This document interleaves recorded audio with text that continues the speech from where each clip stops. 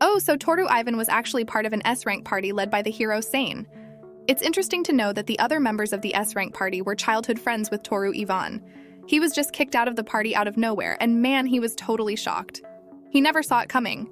They told him that he could literally drop dead at any moment because he was way below their level. Can you believe that?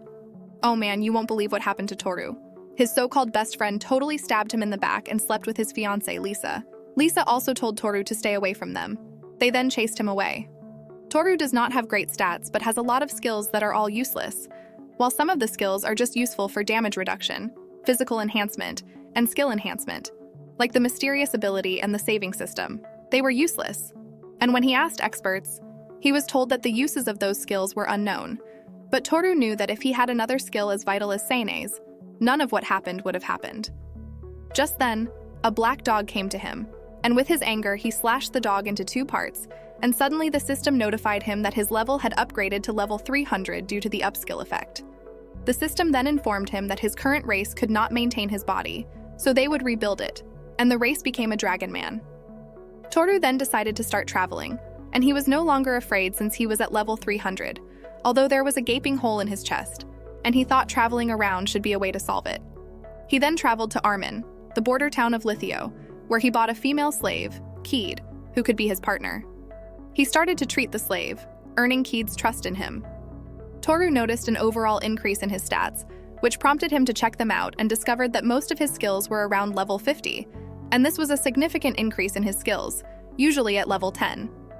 Keed asked if he was alright, as she was very concerned. Toru then told her that he was alright, just a little surprised. However, Toru noticed that Keed wanted something else, so he persuaded her to tell him since she was not trying to say anything, but she later told him that she would like to get some soap for bathing. Toru and Keed were later seen in the bathroom. Meanwhile, Keed was blushing furiously, seeing that Toru wanted to take a bath with her and wash her hair, which he did. After a while, he undressed her and saw a small patch of fur on her tailbone, which made him ask which breed she was. Keed told Toru that she was a fox, which he also realized, although he hadn't seen a fox before and could because of the golden type of fur. After bathing, Keed cut her hair, making Toru notice how beautiful she was. The next day, Toru was seen as quite exhausted and depressed, which made Keed, who was spreading the clothes, ask about what was wrong. Toru then explained how the old man at the store charged him a lot of money to repair the swords. Keed then informed him that she had an idea that made her bring Toru to the Temple of the Sacred Arms, known to house many weapons befitting a hero.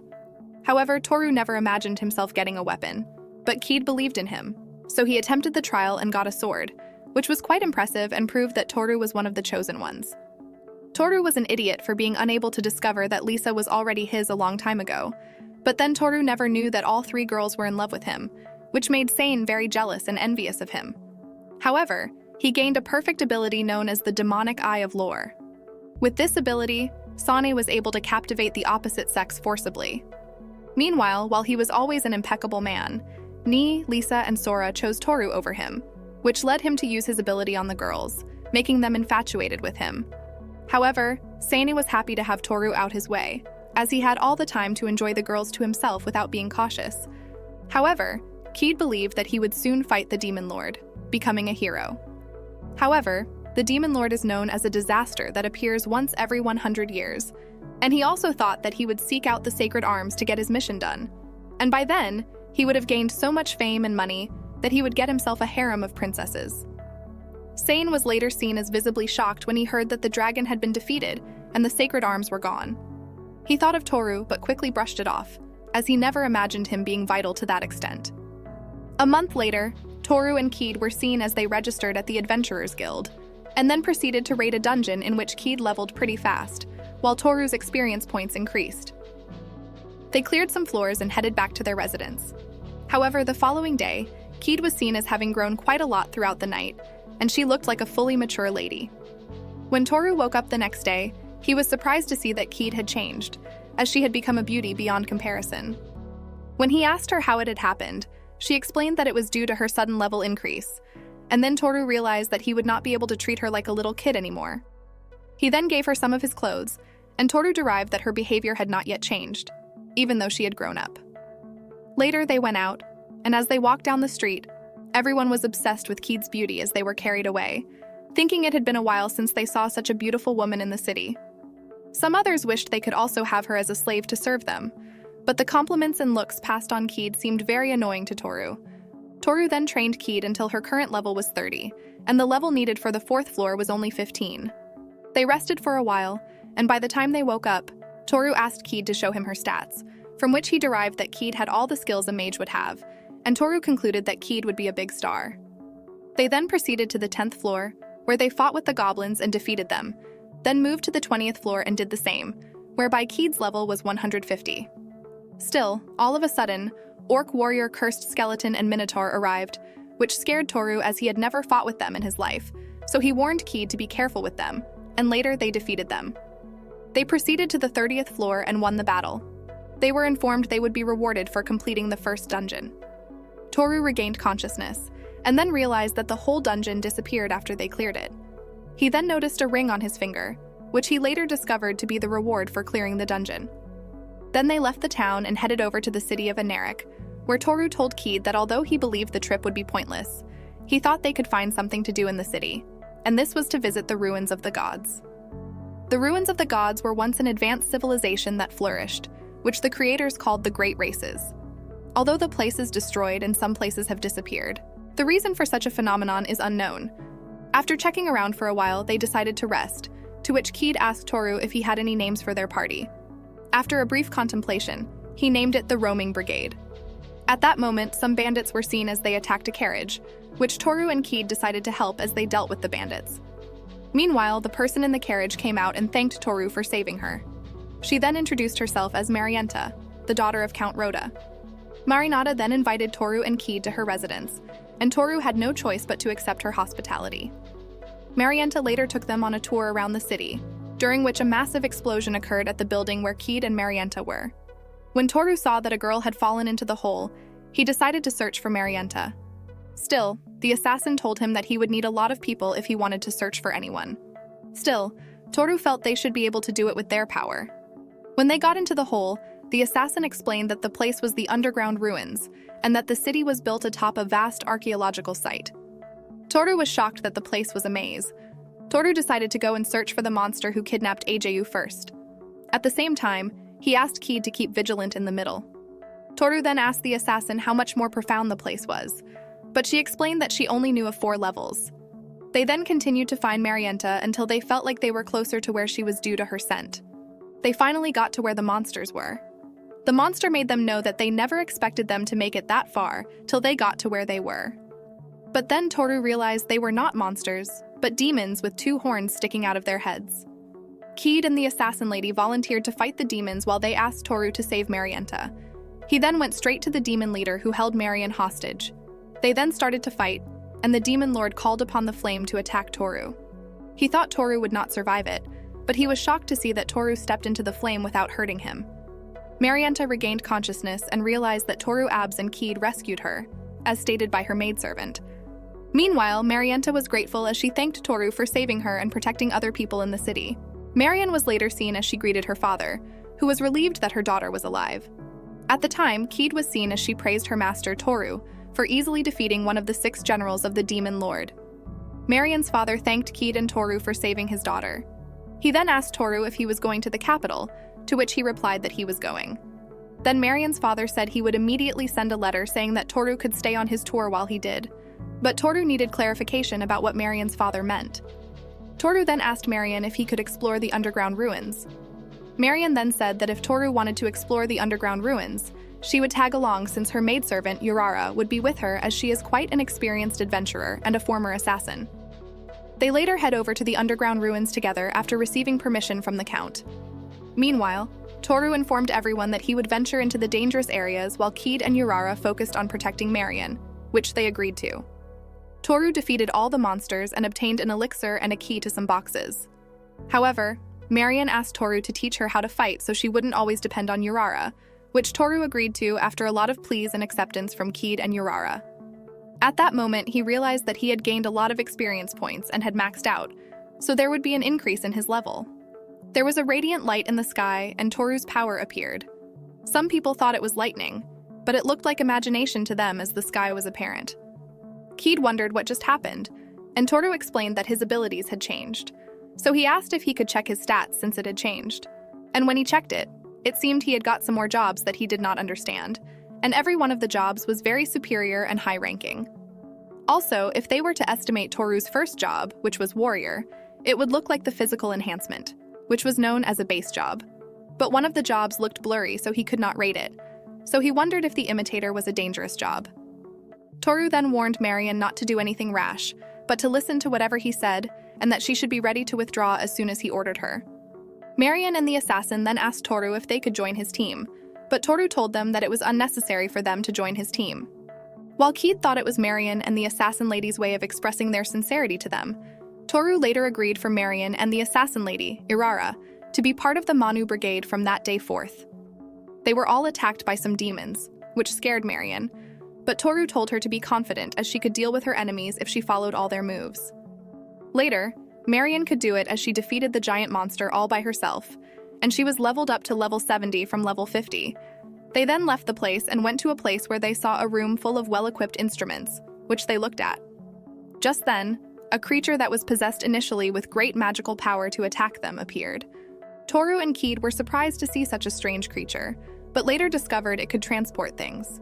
Keed, Marion, and Irara were all pleased to see such a cute creature, which Toru named Panda. However, Toru was later seen checking through the elixir, which is quite rare. The Count also saw it and was shocked. However, he advised Toru to apply for an auction for the elixirs to get the proper value. But then Marion's father gave Toru 500 million coins for the relics he sold. At that moment, Marion was seen as she came out of the bathroom, stark naked, chasing after Keed. Toru was shocked at her appearance. Meanwhile, Marion's father face-bombed himself as he saw his daughter, who quickly returned to the bathroom. The next day, Toru and Keed left the residence after bidding farewell to the Count and Marion, who were quite sad to see them leave. Toru had to go since he needed to attend the auction, but then he promised that he would come to see her again. At the time, Sane and the girls were seen as they got to Luminera. A vivid shock was seen on Sane's expression as he discovered that the dungeon had been cleared again, to which he was visibly angry about what had happened. Still, they headed over to the city of Einark, where he was again told that all the underground ruins were being cleared. He even tried to make Marion his wife by using the demonic eye of lore, but he could not do it as Marion was much stronger than him. Meanwhile, the Count noticed Sane's act and ousted him from his residence. However, Sane refused to believe that he was not the hero he proclaimed himself to be, so he headed to Armin to get his sacred weapon. Toru was seen as he attacked a group of monsters with his newfound beast, known as Rasuk. Toru and Keed were seen as they settled down to prepare their meal a while later. However, Keed offered to prepare the meal, which eventually turned out to be quite delicious, considering the weird appearance of the meal. At that moment, Keed was quite pleased that her master loved her cooking, prompting her to move closer to Toru, who was almost tempted to have something with her.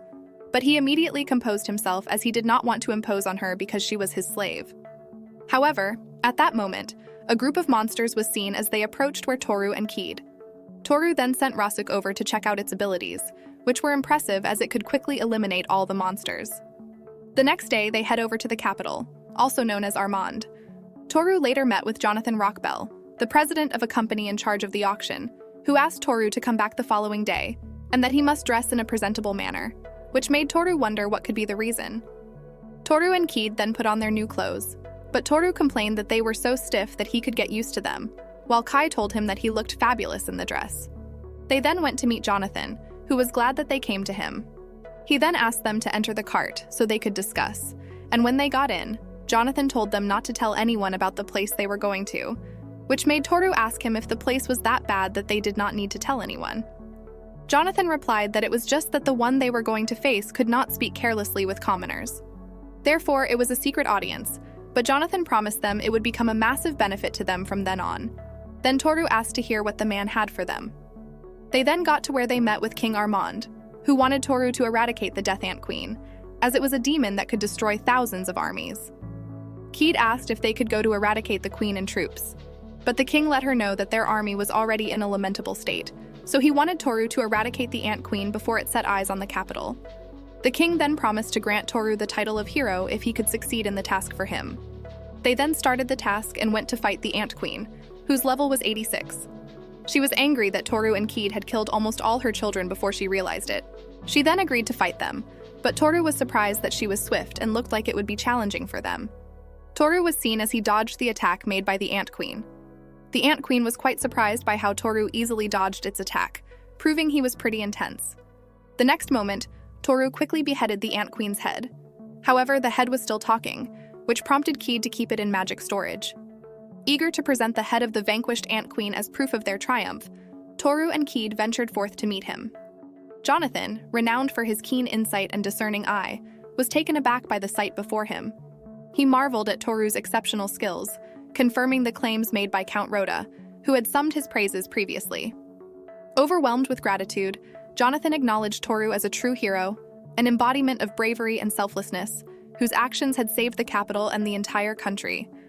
News of Toru's valiant exploits spread like wildfire, reaching the ears of the grateful townsfolk and the nation's army alike.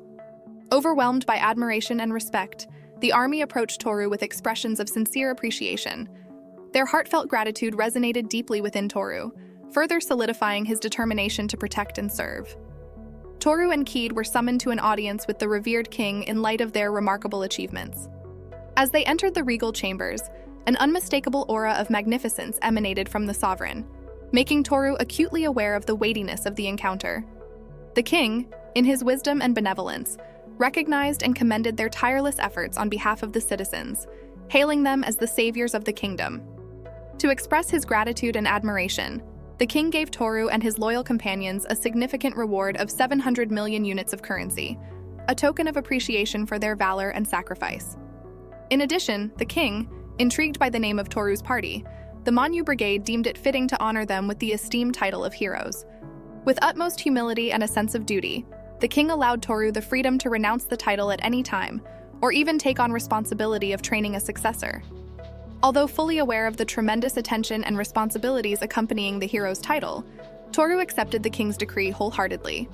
He understood this newfound recognition would bring admiration, adoration, burdens, and expectations. Toru steeled himself, ready to face the challenges ahead, resolute in his dedication to safeguarding the kingdom and its people. After the audience with the king concluded, Jonathan guided Toru and Ki to a grand mansion, a resplendent sanctuary where they could find respite and solace. The mansion, graciously offered by Jonathan, served as a haven for them to recharge their spirits and revel in the tranquil surroundings. It provided a much-needed sanctuary, allowing them to regather their strength and reflect on their momentous journey thus far. During their stay in the mansion, Jonathan shared with them an intriguing development, a letter from Count Roan to the king, passionately advocating for Toru to be recognized as the true hero of the realm. This revelation perplexed Toru, his mind swirling with questions about the Count's intentions and the underlying motives behind his fervent support.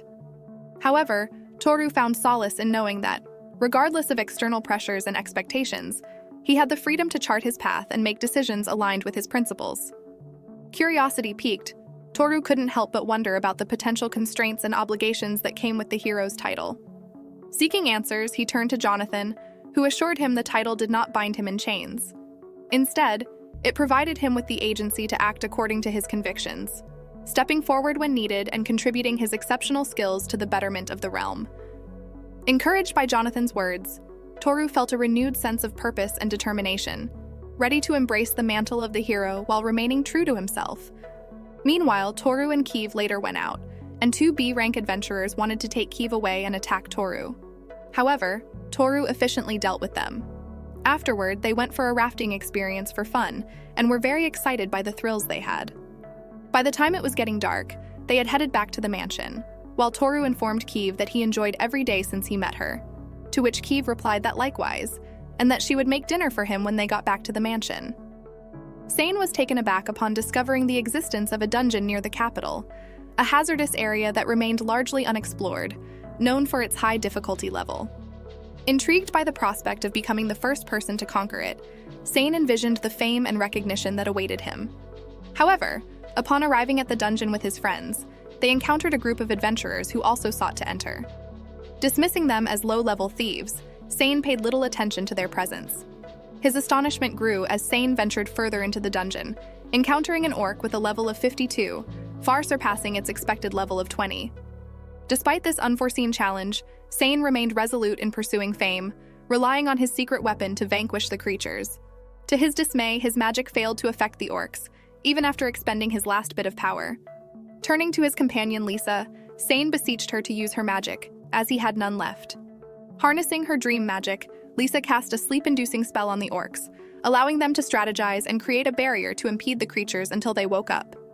Suddenly, the orcs awakened, instilling fear in Sane's heart. He hastily fled for his life, ignoring Lisa's attempts to call him back. At that moment, he reflected on Toru's ability to find solutions even in dire circumstances, recalling their time together and Toru's resilience. Eventually catching up with Sane, Lisa suggested seeking assistance from others in navigating the dungeon. However, Toru dismissed the idea, prompting Lisa to express the need for a different approach, emphasizing that they would not progress by continuing on their current path. Meanwhile, Sane, refusing to reveal any weakness and considering himself a hero, resolved to eliminate the people they encountered and take their belongings.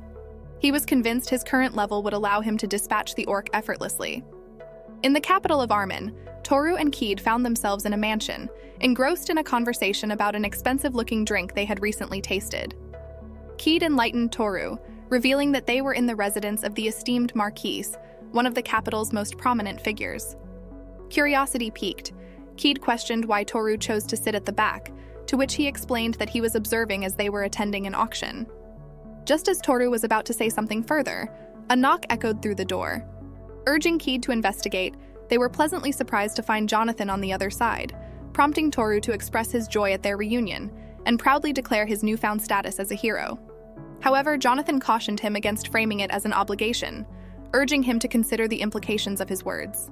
Grateful for Toru's role in saving his daughter, Jonathan extended his heartfelt thanks. After a brief discussion, the auction commenced with slaves being sold to the highest bidders. Among them was a beautiful high elf resembling a fairy with a staggering value of $500,000.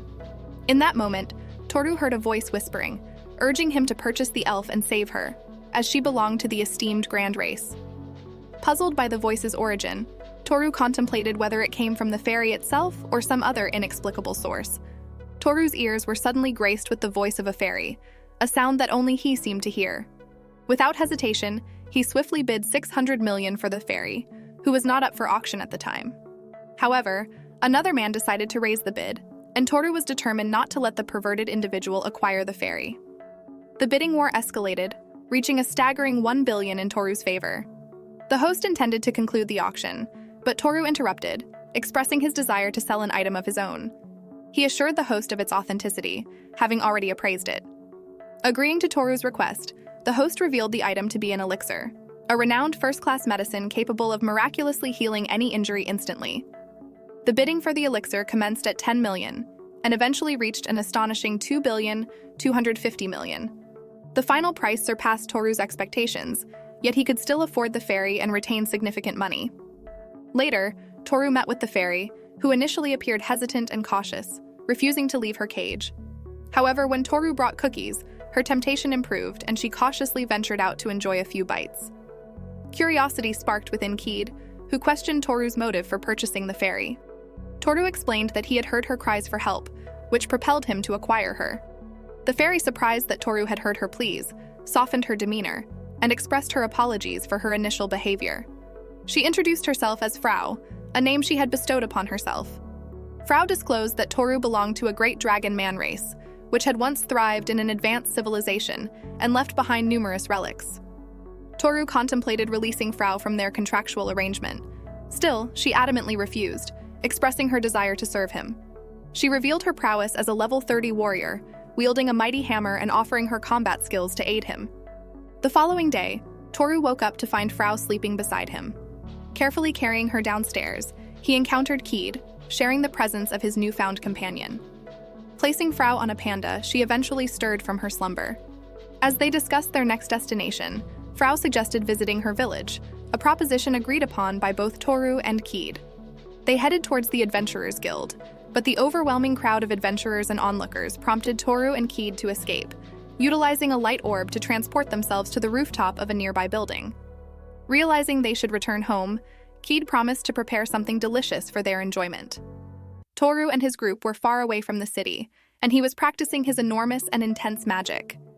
Keed voiced her concerns, noting that his magic was too dangerous and unstable, and he struggled to control it with precision. She worried that using such powerful magic in the city could cause harm to innocent bystanders. Despite the risks, Toru yearned to possess a magic attribute weapon, like a fire sword, but his magic seemed beyond his control. Coincidentally, at that moment, Toru received a notification that the dungeon, originally at level 3, had upgraded to level 5. Intrigued, he decided to explore the dungeon, especially when he discovered a room had been created for him. Teleporting to the dungeon with his companions, they found themselves in a massive hall, which they decided to use as storage, since their magic storage was almost complete. Toru thoughtfully divided the hall into sections, ensuring everyone had space to keep their belongings. Meanwhile, Panda and Frau appeared to have formed a bond and played happily in the hall. While Toru enjoyed coffee the next day, Keed approached him to discuss their plans. She emphasized the need for Frau to get a new set of clothes, as she only had one outfit that she repeatedly wore. They searched various stores, but none had Frau's size. Finally, they visited a doll store, where they found clothes that fit Frau perfectly, and she excitedly changed into her new attire. During their shopping trip, Toru reminisced about Sora and Mei, who had owned dolls when they were children, but later stopped playing with them, which he suspected was related to something Sane had done. Keed noticed Toru appeared melancholic and asked if something was wrong, but he simply replied that he was lost in thought. On the other hand, Frau happily received the clothes from the store owner, delighted with her new outfit. The next day, she dawned with the radiant sun casting its golden rays over the city. Wearing a warm smile, Keed greeted her master Toru and kindly asked him to hand over his clothes so she could wash them for him. Toru couldn't help but notice the cheerful aura surrounding Keed and deduced that she was in a perfect mood. Her promise to maintain this positive energy from that day forward made Toru suspect she eagerly anticipated washing his clothes. The thought briefly crossed his mind. Did he smell bad? However, Keed quickly reassured him that he had a pleasant scent. A wave of relief washed over Toru upon hearing her words, grateful for her honest compliment. To show her gratitude and affection, Keed went further and served Toru a delightful breakfast of freshly baked bread and a steaming cup of coffee. The aroma wafting from the coffee filled the room, captivating Toru's senses. He savored each sip, enjoying the rich flavor and the warmth that brought to his body. As they engaged in pleasant conversation, Keed mentioned that she had purchased the coffee from a recommended bakery suggested by their neighbor's wife. Toru expressed his appreciation for the delicious food, relishing the homely ambiance that had taken hold of their temporary residence. As the days passed, Toru realized their stay in this city exceeded his initial plans. Over a week, they had slipped away in the blink of an eye, enveloped in comfort and familiarity. Keed concurred, remarking on the cozy atmosphere that had enveloped them during their extended stay. Toru felt unexpectedly reluctant to leave, enchanted by the tranquility surrounding them. Though he had initially envisioned their journey as one of constant motion, he began to question whether the allure of the city was enough to keep them rooted there. When Keed inquired about their plans for the day, Toru found himself momentarily stumped. He struggled to develop a fresh idea after indulging in various activities during the past few days. Keed suggested shopping, noting that their food supplies were depleting faster than expected. Recognizing the practicality of her suggestion, Toru agreed. However, as he rose from his seat, a realization struck him like lightning. He would be responsible for washing the dishes, a task he had inadvertently avoided thus far. His thoughts were interrupted as Keed deftly slipped away, leaving him alone with his newfound duty. Toru's ears caught snippets of conversation from the neighboring table as he made his way toward the entrance. The topic of discussion centered around the sudden appearance of sandworms in various parts of Armand. Rumor had it that these creatures had emerged due to extreme weather conditions, such as tornadoes, heavy rains, and earthquakes, which had disrupted their natural habitat. These revelations cast a sobering shadow over Toru's mind, reminding him of the unpredictability of the world they inhabited. Reuniting with Keed outside, Toru found solace in her presence. She believed their time in the capital had continued, signaling the need to continue their journey. With determination etched on his face, Toru resolved to procure some canned food for their travels, ensuring they would be well prepared for the road ahead. As they ventured forth, the familiar faces that crossed their path seemed to multiply with each passing step. A fleeting thought danced in Toru's mind. Perhaps it would be wiser to remain in the capital, surrounded by the familiar and comfortable. Yet deep within his heart, he knew that this journey served a greater purpose, to heal his broken spirit and forge a path toward personal growth. It was a quest he couldn't afford to abandon. Lost in his contemplation, Toru's attention was abruptly drawn to a woman frantically scanning the surroundings, her eyes brimming with worry. Intrigued, he approached her and gently inquired about whom she was seeking. The woman's voice trembled slightly as she explained that she was desperately searching for her 5-year-old daughter, Kumin, whom she had accidentally separated from in the bustling square. Touched by her distress, Toru and Keed pledged to help find the little girl, their empathy propelling them into action. They started looking for her. Then later, they found her, but were attacked by the sandworms he heard earlier, and Toru was able to save everyone from the sandworms without getting hurt. They then proceeded to the fairy village. Toru was observed awakening early in the morning, and Keed promptly informed him that she had just returned from town with bread for breakfast. Brimming with excitement, Frau eagerly anticipated their journey to the fairy village on the same day. However, Keed mused that ulterior motives might drive Frau's enthusiasm, as it seemed she had been searching for Toru for quite some time. Taking notice of Toru's worn-out armor, Keed emphasized the urgency of replacing it, and divulged her knowledge of where they could acquire a new set. Toru and Keed were later spotted arriving at the Sacred Weapon Temple, prompting Toru to question why they had come to such a location for armor. Keed patiently explained that the sacred weapon could transform into various forms, including armor. Nonetheless, Toru harbored doubts, believing it impossible for a person to possess 2 sacred weapons. After reaching the temple, they discovered the footprints of 4 individuals on the stairs, piquing their curiosity and leading them to investigate further. Upon opening the main entrance, they realized the sacred weapon had yet to be claimed. Meanwhile, a few days ago, in the capital city of Armin, Sane and the girls introduced themselves to the receptionist at the guild. The receptionist directed them to a notice board displaying important notifications for all adventurers. This incident indicated that Sane was not yet recognized, even though he confidently proclaimed himself a hero. Filled with anger and frustration, Sane lamented that everyone would have recognized him instantly in his hometown. During this moment, an observant adventurer approached Sane, urging him to strive for glory like the renowned Manu Brigade. Incensed by the suggestion, Sane lashed out and threw a punch at the man. Determined to obtain a sacred weapon, Sane decided to venture to its location and make an attempt.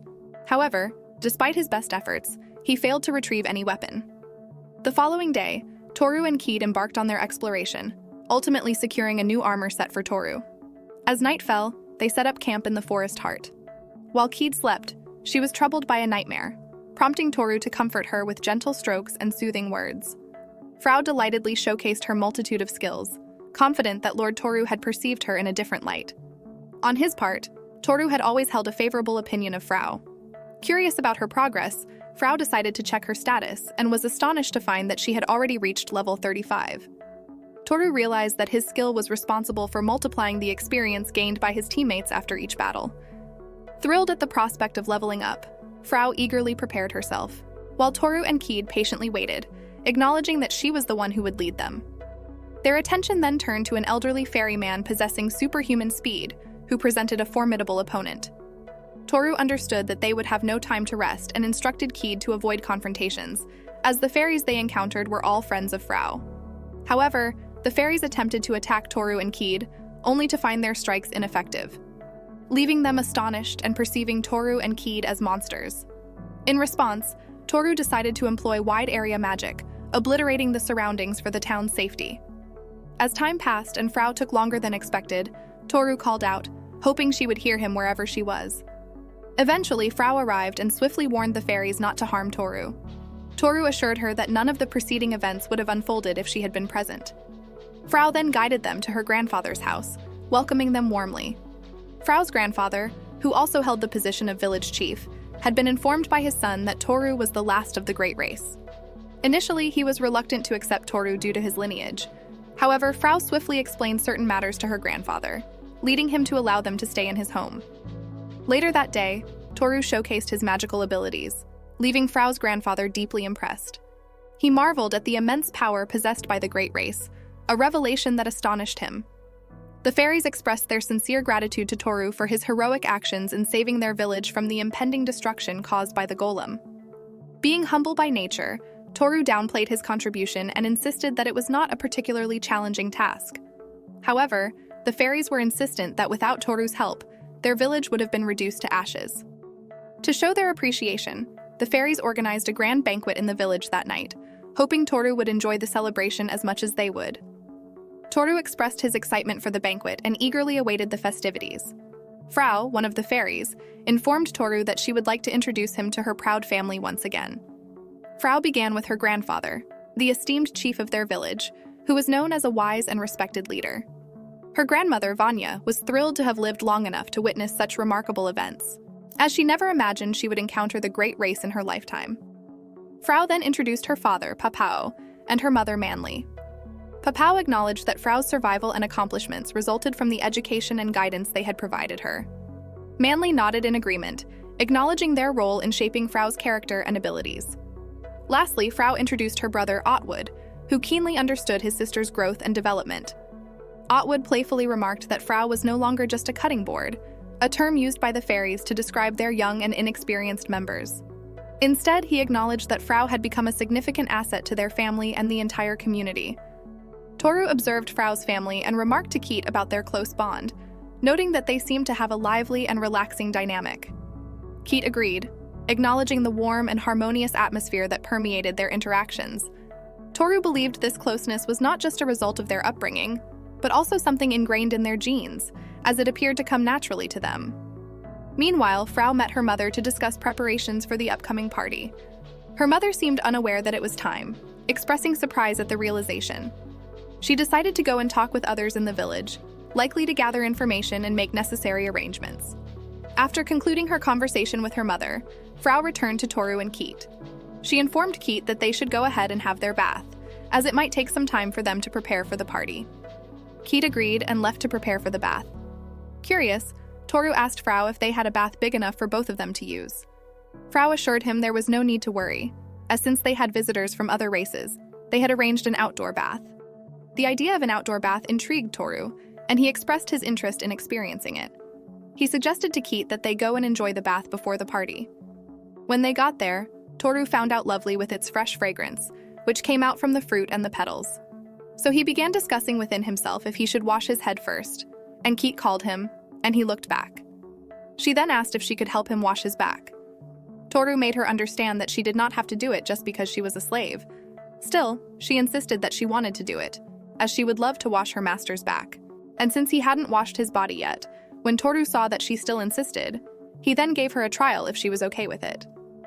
Keat then began the washing, but right inside Toru's mind, he considered the situation to be terrible because they had bathed together before. However, back then, Keat was still a child, and right at that moment, Keat had become an unrivaled beauty that had been making Toru lose his mind. Keat proceeded to the bath to the front as she was done with her master's back. At that moment, it felt like Toru's skin was struck by them. He also felt the soap rubbing against his skin and Keat's labor breathing. He then reasoned that bathing together is not a good idea. As Keat finished washing Toru's back, she couldn't help but feel a pang of concern, sensing the conflict within her master. She apologized, believing that her actions had made him uncomfortable. However, Toru, with a genuine smile, reassured her that the bath had felt wonderful. He expressed his gratitude for her assistance, assuring her that she had done nothing wrong. Toru's words instantly brought relief to Keat, dissipating her worries. She felt a surge of joy knowing that she had been able to contribute positively to her master's experience.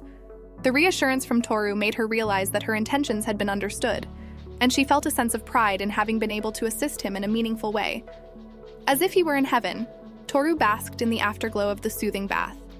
He luxuriated in the warm water and noticed that Keat was preparing to have her bath. Toru called out to her, concerned about her well-being, questioning whether she felt cold standing there. However, Keat replied with a smile, explaining that she had come only to wash her master's back and didn't plan to join him in the bath.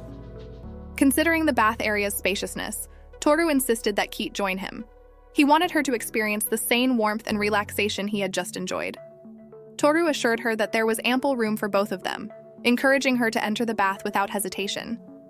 Feeling touched by his kindness, Keat felt the surge of gratitude and silently expressed her appreciation for her master's considerate nature.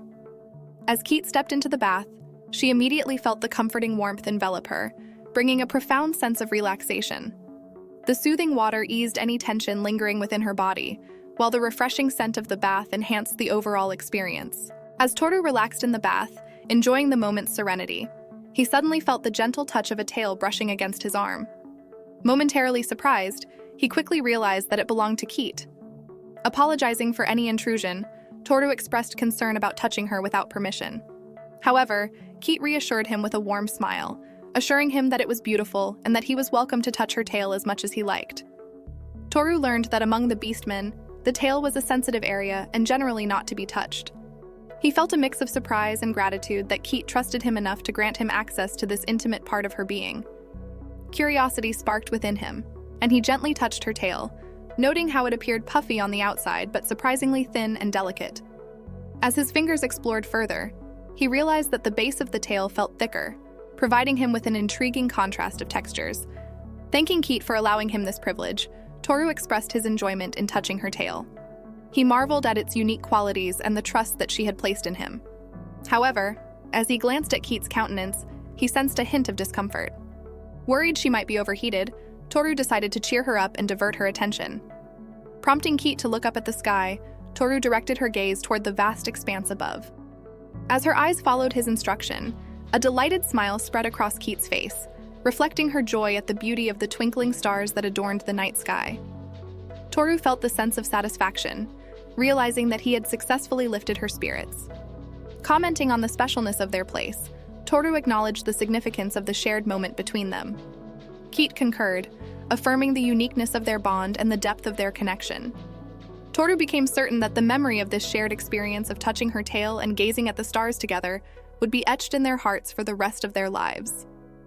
Sane and the girls stumbled wearily as they finally arrived at the North Star, their faces reflecting the exhaustion they had endured during their arduous journey. They had traversed treacherous terrains, battled fierce monsters, and braved harsh weather conditions. The weight of their quest pressed heavily on their shoulders, draining their energy with each passing step. As they caught their breath, the girls couldn't help but complain about the scorching heat that had plagued them throughout their travels. Sane, his patience worn thin, snapped at them in frustration, stating that their observation was unnecessary as he was aware of their discomfort. The heat had been an ever-present adversary, making their ordeal even more grueling. Lisa, her voice tinged with a hint of reproach, interjected, suggesting that they wouldn't have been forced to embark on such a distant and demanding pilgrimage if Sane had retrieved the holy sword from the previous temple. The remark stung Sane, his pride wounded, and he sharply urged them to be silent. He revealed that his reputation in his homeland was already hanging by a thread, and he had embarked on this quest to prove himself and claim the sacred sword for his own glory. The frustration in his voice was palpable as he gritted his teeth in annoyance, realizing the weight of the stakes. However, amidst his resentment, Sane knew deep down that the sword had to be obtained at all costs. The future of his aspirations and dreams hinged upon its acquisition. Failure to retrieve it would mean destroying all he had hoped to achieve, leaving him adrift in a world devoid of purpose. The gravity of the situation weighed heavily on his mind, dispelling any lingering doubts about the importance of their mission. Just as the group prepared to push forward, one of the girls caught sight of a sprawling city on the horizon. She excitedly called out to Sane, pointing out the promising sight and suggesting that they take a moment to replenish their energy with a hearty meal before continuing to the temple. The proposition hung in the air, echoing their shared exhaustion and the pressing need for sustenance. Sane's weary eyes scanned the distance between their current location and the temple, contemplating the implications of their decision. They were on the verge of reaching their destination, yet the toll on their bodies and spirits had become unbearable. As the journey progressed, Sane became increasingly aware of the growing din created by the girls. Their chatter, once a source of camaraderie, now felt like a constant nuisance to him. The weariness in his bones only amplified his irritation, and he longed for silence and solitude. Eventually, they stumbled upon a humble restaurant near the city they had spotted earlier. Eager to satiate their hunger, they eagerly entered, their expectations of a fulfilling meal high. However, their anticipation quickly turned to disgust as the plates were presented before them. The food had an unsightly appearance, with a swarm of insects scattered amongst the ingredients, leaving them perplexed and repulsed. Amid their collective repulsion, Mel bravely decided to take the first bite. To everyone's surprise, her expression transformed from disgust to delight. She discovered that the combination of flavors, including the insects, created a surprisingly delicious culinary experience. Her newfound enthusiasm for the meal unnerved Sane, who found her joyous consumption of the insects particularly repugnant. The thought of eliminating her from their group briefly flickered in his mind, but he quickly dismissed it as an overreaction to his discomfort. Meanwhile, the other two ladies opted for a safer approach, settling for the bread and salad portions of the dish. To Sane, their choice seemed more sensible and aligned with his culinary preferences. The contrasting reactions within the group further emphasized their individuality and the challenges of navigating diverse personalities on their quest. Noticing that Sane was hesitating to eat Mel with a friendly smile, encouraged him not to waste the food he had ordered. Aware of the potential consequences of refusing her suggestion, Sane reluctantly picked up his utensils, claiming his hero status and declaring his lack of fear toward insects.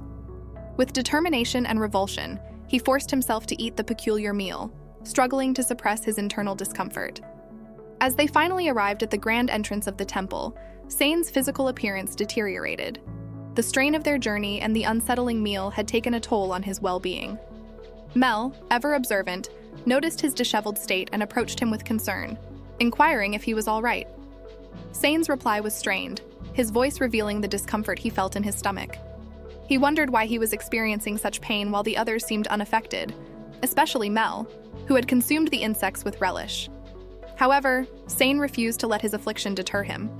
With gritted teeth and a resolute spirit, he reminded himself that he couldn't give up now. The holy sword was tantalizingly close, and he had come too far to surrender. Despite the agony gnawing at his insides, he pushed forward, determined to muster every ounce of strength for what lay beyond the imposing temple doors. As he reached for the entrance, his trembling hands betrayed his anxiety. The anticipation of Sane's trembling hands did not escape the notice of the ladies, and their impatience grew as they urged him to hurry and open the temple door. Little did they know that Sane was not only battling his fears, but also struggling to contain the impending gas that threatened to escape him at any moment. He mustered all his strength and managed to swing the door open after a brief struggle, eliciting a collective sigh of relief from the group. The ladies cheered Sane on, expressing their faith in his abilities and encouraging him to continue. With their support, he approached the sacred pedestal where the coveted sword awaited him. However, as he attempted to exert force to pull it out, an uncomfortable sensation gnawed at him, hindering his efforts. Aware of his struggles, Mel stepped forward, offering her assistance. To everyone's surprise, their combined strength proved enough, and they extracted the holy sword together. The triumphant moment filled the air with elation, and the group basked in the triumph of their achievement. Meanwhile, at the enchanting village of the fairies, Toru and Ki found themselves surrounded by a bounty of delicious food and drinks generously offered. As they indulged, Frau's father approached with a liquor bottle, striking up a conversation. Curious about his daughter, he inquired about her from Toru, who expressed his belief in Frau's potential, despite their recent acquaintance. The sincere words brought a smile to Frau's father's face, pleased by the high regard in which Toru held his daughter. However, Toru couldn't help but express his discomfort with the notion of Frau being labeled as his servant. In response, Frau's father spoke earnestly, explaining the significance of fairies serving the great race. He emphasized that their service demonstrated their true worth, and he encouraged Toru to treat Frau as he saw fit. These words struck a chord with Toru, leaving him deep in thought about the complexities of their relationship. After a while, Toru excused himself, feigning the need to visit the bathroom. In truth, he sought solace and privacy outside, away from the festivities. Keed, sensing his need for support, eventually joined him. In that quiet moment, Toru shared his vulnerability, revealing his struggle to face Frau's parents as they reminded him of his deceased parents. The sorrow in his eyes betrayed the pain that still lingered within him. When Keed inquired about his parents' passing, Toru recounted the devastating memory. He was only 15 when he returned home to find his parents lifeless, their once affluent household now overshadowed by tragedy. The townspeople presumed their deaths to result from a robbery gone wrong, as his family was among the wealthiest in town. Toru had never met any other relatives, and since that day, he had been living alone. Lisa had become his pillar of support, accompanying him through the darkest moments, and he yearned to be by her side. However, he felt betrayed as he witnessed her happiness with Sane believing himself inadequate. Moved by his raw emotions, Keed enveloped Toru in a comforting embrace, offering solace in the face of his grief. Venturing further into the ruins, the group discovered they had stumbled upon the place where the golem had originally slumbered. Frau's knowledge confirmed their location, adding an air of mystique to their surroundings. Seeing an opportunity, Toru turned to Keed and requested her expertise in utilizing her appraisal skill to search for ancient artifacts or valuable items hidden within the ruins. Excited at the prospect of leveling up her abilities, Frau eagerly agreed to accompany them on this exploration. Keed dutifully began scouring the area, eyes keenly assessing every nook and cranny. After a thorough search, she came across something of immense significance. Calling out to Toru, she drew his attention to a colossal teleportation magic circle concealed within the ruins. Intrigued by this newfound discovery, Toru approached the magic circle with caution. At the same time, Keed explained that there must be a corresponding magic circle located elsewhere, enabling swift travel between distant locations. Toru's sense of caution warned him of the potential dangers of stepping into the unknown through the magic circle. The allure of uncharted territory beckoned, teasing the possibility of fabulous treasures and untold wonders. He mused on the uncertainty of what awaited them on the other side, knowing the risks involved. Yet a flicker of curiosity ignited, tempting him to embark on this uncharted adventure. Curiously, he turned to Keed, asking if she desired to uncover the mysteries beyond the magic circle. With a warm smile, she assured him she would go wherever he wished, emphasizing her unwavering loyalty. The thought of venturing into the unknown alongside Toru filled her with excitement and trust. Frau, drawn by their determination, eagerly joined the expedition into the unexplored realm beyond the magic circle. As they gathered their resolve, Toru, Keed, and Frau prepared to step into the enigmatic world on the other side. Meanwhile, Sane has finally acquired the coveted sacred sword, and his heart is brimming with joy. This sacred weapon he desires so much, he has been waiting for this moment for so long. And now, on his fourth attempt, he has succeeded. The excitement is palpable in the air. However, their moment of celebration is short-lived. A girl, Lisa, who is accompanying Sane, expresses her concerns about the lurking demonic creatures in the city. She questions when they will take action to rid the city of these menacing demons. Sane, seemingly unfazed, assures her that it is a simple task and urges her not to worry. But another girl in their group has a different perspective. She questions whether they are strong enough to face the demons in their current state. Maybe some additional training is needed before confronting the creatures. This suggestion doesn't sit well with the other girl, who reacts angrily, arguing that the people in the city are living in fear and need their help urgently.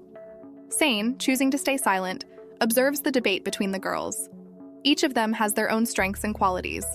Sane recognizes the value of keeping Lisa close, especially since she has originally been Toru's companion and is obedient. However, panic begins to set in as the girls realize that the demons are already at level 40, making them formidable opponents. Sane's frustration grows and he interrupts the argument, demanding they stop. But Lisa, curious about the commotion outside, rushes to investigate. To their horror, they discover that the demons have infiltrated the city, causing chaos and taking innocent lives. Sane, filled with a mixture of fear and determination, declares that they have to fight them. Let's exterminate the demons. Sane daydreams again. This is perfect. If we save the city from the demons, our fame will spread. It's the perfect excuse to use the holy sword. Meanwhile, the demons are wreaking havoc, killing the men, assaulting the women, and stealing the city's resources. This is the demon commander, their target to kill. Sane tells Lisa that her task is simple. He wants her to cast magic left and right against the demon commander, so he will take advantage of that opportunity. But the girl says, "First, we need to evacuate the residents from here." Sane raises his tone and says, "No matter how many common people die, it doesn't matter at all. Just stick to following my orders." She is stunned. As the demons begin to gather food and riches, Lisa wastes no time. She unleashes her fire magic in various directions, creating a chaotic scene. The demon commander, unable to pinpoint the source of the spells, grows increasingly furious. Then, out of nowhere, Sane descends from above and delivers a powerful strike to the demon commander's head, demanding his surrender to avoid suffering. However, to Sane's shock, his attack seems to have no effect. Before he can react, the demon commander swiftly counters with a single devastating punch that sends Sane flying, crashing into a distant wall. Mockingly, the demon commander taunts him, "Are you the hero by any chance?" Fear grips Sane as he realizes the gravity of the situation and wonders why he doesn't have a single scratch after taking a hit from me and Lisa's magic. What level is he? Why is there a monster like this in a place like this? Just as the demon commander is about to deliver the final blow to Sane, a miraculous turn of events unfolds. A horde of adventurers, a formidable mix of both A and S-class adventurers, descends upon the scene, ready to take on the demon commander. Sane breathes a sigh of relief. The demon commander wastes no time and orders his subordinates to engage the incoming adventurers in battle. The adventurers prove their mettle and easily kill the demon subordinates. With the demon commander now vulnerable, the adventurers unleash their most potent spells and attacks, expecting to defeat him swiftly. However, to their collective astonishment, their magic and attacks seem to have no effect on the formidable foe. The demon commander retaliates with ruthless efficiency, taking down the adventurers one by one until none dare to challenge him any longer. After that, he turns back to Sane, saying, "Well, where's the hero? Oh, I've already seen you." Suddenly, he kicks Sane's face and mocks him. "Are you really a hero? What level are you?" Sane replies, "Level 63. The demon commander mocks him again. "Just 63 and you dare to challenge me? Don't mess with me." In the direst moment when the demon commander is about to deliver the final blow to Sane, a ray of hope appears. Out of nowhere, the girl comes and delivers a powerful kick to the demon commander's head. What plot armor for this self-proclaimed hero? The girls heal him while the other girl, Nay, fights the demon commander. But this stupid and ungrateful boy says, "Too late. What were you doing? Useless women who can't do anything." He yells to Nay, "Stop that guy here." Sane intends to leave Nay, but the girls say, "We need to fight too." Sane angrily replies, "I'm a hero. The importance of my life is different from others." Hearing that, the girls are stunned. When Nay is still fighting the demon commander, Sane leaves her. "Goodbye, Nay. Your appearance and body weren't bad, but I'm tired of you. Die here for me." Nay is beaten up now and wonders, "Sane, are you joking, right?" Meanwhile, the true hero, Toru, finally arrives with his loyal slaves, Keed and Frau. Their arrival is met with shock and dismay as they behold the city in flames and devoid of its people. Toru's fury ignites at the sight of the destruction caused by the demons. As two of these demons approach, their sinister intentions clear. They are eager to harm humans, a beautiful beast, and a fairy, which are Toru, Keed, and Frau. However, Toru, oozing confidence, steps forward to confront them. He boldly declares that it is he who will vanquish them. Just as the demons prepare to attack, Keed intervenes with a swift and deadly strike, casting a devastating slash burst that instantly annihilates one of the demons. Meanwhile, Frau swings her mighty hammer with remarkable force, ending the second demon's existence. With the threat eliminated, they marvel at how weak these demons had been. Now let's help those who survived. We must save the citizens. Toru, Keed, and Frau quickly split up, each determined to save as many people as possible from the chaos that has engulfed the city. As they go about their mission, a heart-wrenching scene unfolds. A demon menacingly approaches a defenseless child and mother. Just as the demon lunges forward with cruel intent, Toru appears like a guardian angel. With a swift and decisive strike, he severs the demon's head, saving the child and mother from harm. Toru then tells them to evacuate, and he continues to kill the rest of the demons. 1, 2, 3, 4, 5. Only 5 seconds, he kills all of them with ease. After that, Toru instructs them to organize the evacuation of all the civilians to ensure their safety. He sets off once again, determined to confront and eliminate any remaining demons that pose a threat. Meanwhile, on the side of the demon commander, a subordinate rushes to report a dire emergency. They convey the shocking news that their demon armies stationed on both the east and west sides of the city have been decimated by a single, unstoppable individual. The demon commander, once filled with confidence, is left in a state of disbelief. What is happening? There is an adventurer of the hero class who happened to be hiding in this city? Boom! Suddenly, Toru arrives and breaks the wall. Toru says, "Are you the demon commander?" He simply replies, "Yeah, and who are you?" Toru says, "I'm just a warrior. I love Toru because he is not self-proclaimed, he's my alpha boy." In a sudden and desperate move, the demon commander hurls Nei onto his back. However, before he can react, Toru's incredible speed kicks in, and he catches Nei in an instant like flash. The demon commander is left utterly shocked by Toru's swift and precise actions.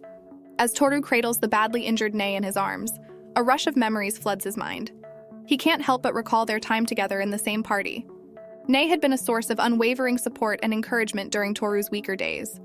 Back then, their team had already reached the impressive level of 40, while Toru had lagged behind at level 20. He said, "Should I leave the party?" Nei suddenly kicks his ass and says, "Why are you acting like this?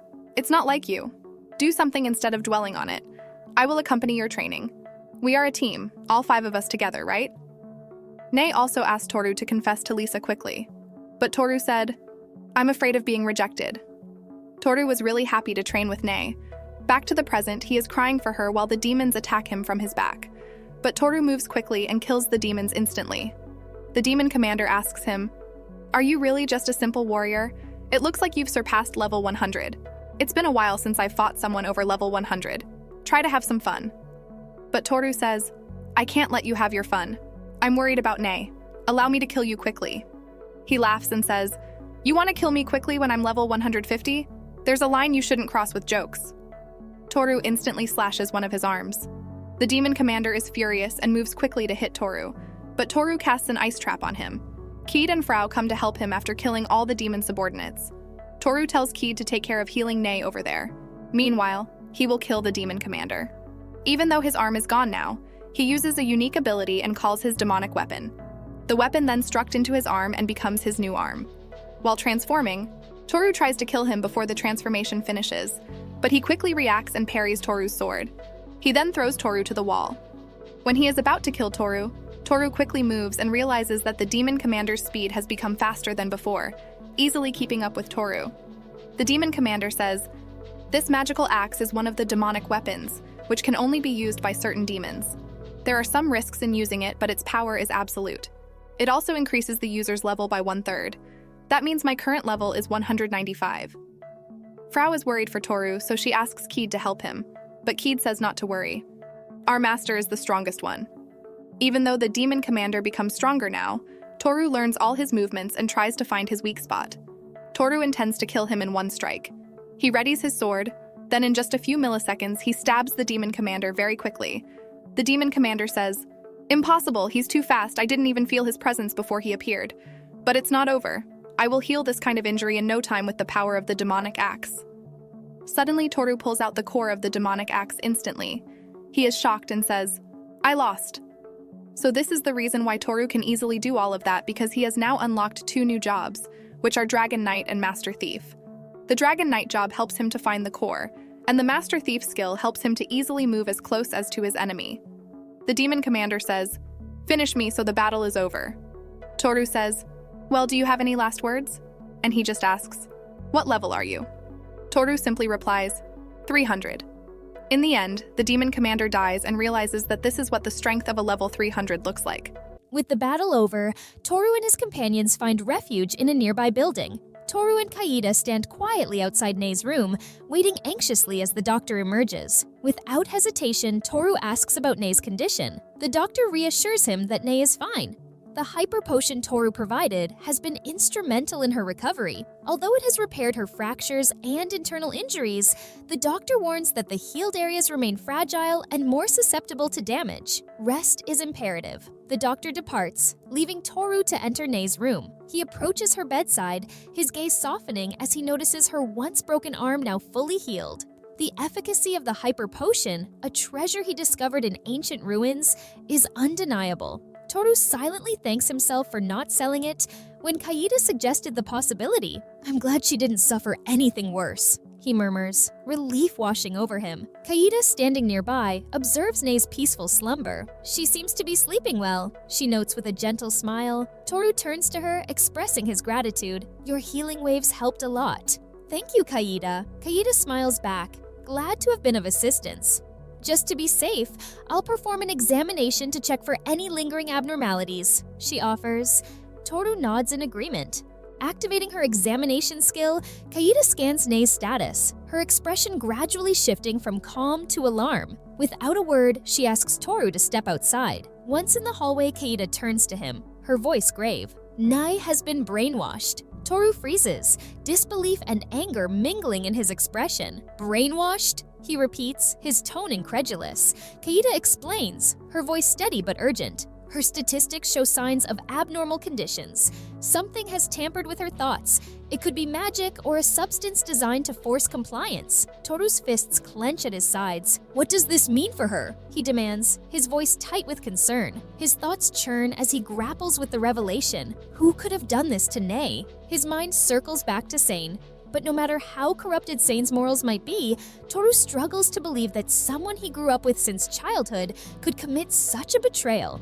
Yet doubt lingers, gnawing at his resolve. Kaida's voice breaks his spiral of thought. She asks if he is all right. Toru shakes his head and apologizes, his tone distant as he asks her to leave him alone for a moment. Concerned, Kaida nods and quietly exits, leaving Toru with his dark musings. Alone, his mind solidifies a grim conclusion. If it truly is Seiin behind this, there will be no forgiveness. His expression hardens, his resolve crystallizing into a chilling vow. If Seiin has hurt Nei, Toru will kill him. Morning comes, and Nei finally stirs from her unconscious state. Toru watches over Nei, leaning forward in relief as he asks if she is all right. Nei's eyes flutter open, and she looks around in confusion before her gaze lands on him. "Toru," she murmurs. Kaida enters the room and starts, surprised to see Nei awake so soon. With Toru's help, Nei slowly sits up. After hearing what has transpired, she asks the question weighing heavily on her mind. "Was I abandoned?" Toru's expression darkens. He gently but directly asks Nei if Sane is involved. Nei hesitates before recounting her memory. She explains that the demon general was overwhelmingly strong, making victory seem impossible. Sane had asked her to delay the demon, telling her to stop him while he left. Nei's voice falters. "He looked at me and then went somewhere," she says, her words laced with resignation. Toru's fists clench at her tone, but what comes next is worse. Nei continues, her voice calm yet hollow, explaining that she was merely a pawn, someone who could naturally be sacrificed for the party's survival. Despite everything, she expresses gratitude for being alive and for reuniting with Toru, hoping they can continue their journey together. Toru can't contain his frustration any longer. He tells her outright that he cannot accept what she is saying and reveals the truth. She is under brainwashing. Nei freezes at his words, her expression clouding with confusion. Slowly, her thoughts surface, and she admits something deeply unsettling. She says she loves Sane, but that her feelings feel strange, foreign, like they do not belong to her. Her mind is a chaotic mess as she struggles to understand herself. Kaida and Frau, who have joined them, are visibly shaken by her confession.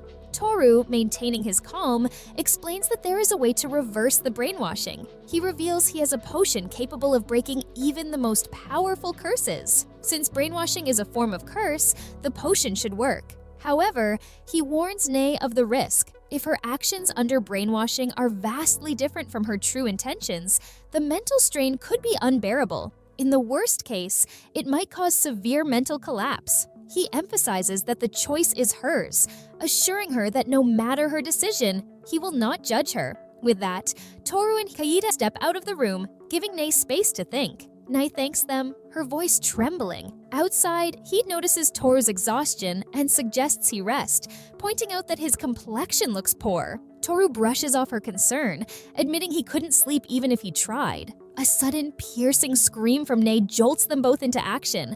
They rush back into the room to find Nei on the floor, clutching her head and writhing in anguish.